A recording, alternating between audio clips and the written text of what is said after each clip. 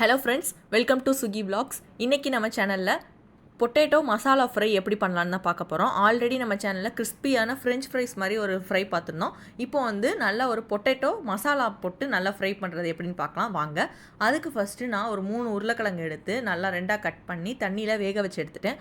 ஒரு 10 மினிட்ஸ் நான் நல்லா தண்ணியில் வேக வச்சு இந்த அளவு வெந்ததுக்கப்புறமா எடுத்து தோல் உரிச்சிக்கலாம் நம்ம.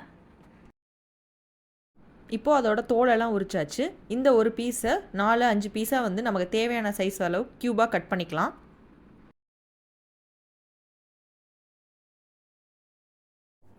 இப்போது எல்லா உருளைக்கிழங்கையும் நல்லா கட் பண்ணி எடுத்தாச்சு. இப்போது இதை தாளிக்கிறதுக்கு நான் ஒரு 5-6 பூண்டு பல் எடுத்திருக்கேன். இதை நச்சு எடுத்துக்கோங்க. பூண்டு நம்ம உருளைக்கிழங்கு வாய்வு சில பேருக்கு ஏற்படுத்துன்றதுனால நம்ம வெறும் பூண்டு மட்டும் சேர்த்துக்கிறோம். இப்போ ஸ்டவ் ஆன் பண்ணி கடாய் வச்சு எண்ணெயை நல்லா சூடு பண்ணிக்கலாம்.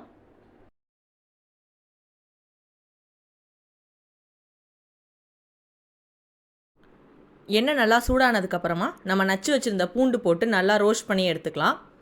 பூண்டு நல்லா வதங்கினதுக்கப்புறமா நம்ம கட் பண்ணி வச்சுருந்த உருளைக்கிழங்கை சேர்த்துக்கலாம்.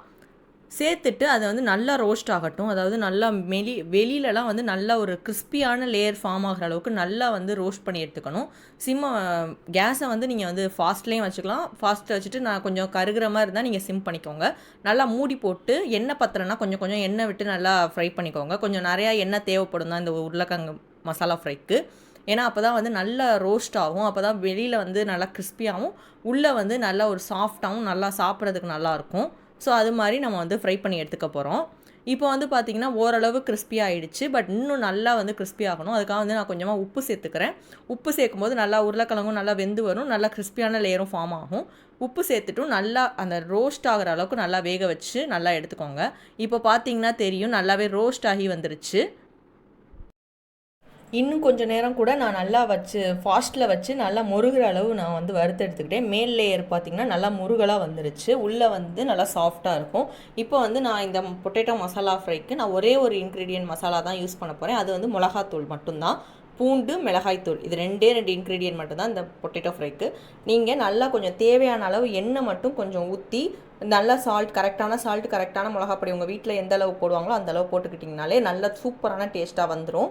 இப்போ பார்த்திங்கன்னா எங்கள் வீட்டில் கொஞ்சம் காரம் நாங்கள் நிறையா சாப்பிடுவோம். அதனால் இந்த மாதிரி மிளகாப்பொடி கூடவே போட்டோம். நல்லா இதே மாதிரி போட்டு நல்லா கிளறி விட்டுட்டு கொஞ்சம் நேரம் இப்போயுமே ஃபாஸ்ட்டு சிம்முன்னு கொஞ்சம் அட்ஜஸ்ட் பண்ணி தேவைப்பட்டால் எண்ணெயும் ஊற்றி நல்லா கிளறி விட்டிங்கன்னா ஒரு 3 மினிட்ஸ் விட்டிங்கன்னா அந்த மிளகாத்தூளோட பச்சை வடையெல்லாம் போயிடும். கிளறிட்டு அவ்வளோதாங்க, சூப்பர் டேஸ்டியான பொட்டேட்டோ ஃப்ரை ரெடி ஆயிடுச்சு.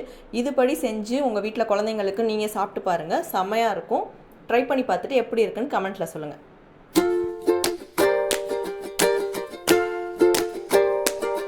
உங்களோட குழந்தைங்களுக்கும் பொட்டேட்டோ ரொம்ப பிடிக்கும்னா நீங்கள் இந்த மாதிரி செஞ்சு கொடுத்து பாருங்கள். ரொம்பவே விரும்பி சாப்பிடுவாங்க. நீங்கள் காலையில் எந்திரிச்சு சமைக்கும்போது இந்த மாதிரி ரொம்பவே சிம்பிளாக இருக்கிறதுனால சீக்கிரமாகவும் செஞ்சிட முடியும். அதே சமயம் டேஸ்ட்டும் சூப்பராகவே இருக்கும். பார்க்கும்போதே தெரியும் நல்லா வெந்து நல்லா கிறிஸ்பியாகவும் இருக்கும். ட்ரை பண்ணி பார்த்துட்டு சொல்லுங்கள். இதே போல் நிறையா ஈஸியாக செய்கிற குக்கிங் வீடியோஸ் நம்ம சேனலில் தொடர்ந்து வந்துட்டுருக்கு. ஸோ நம்ம சேனலுக்கு ஒரு லைக் பண்ணி சப்போர்ட் பண்ணுங்கள். தேங்க்யூ.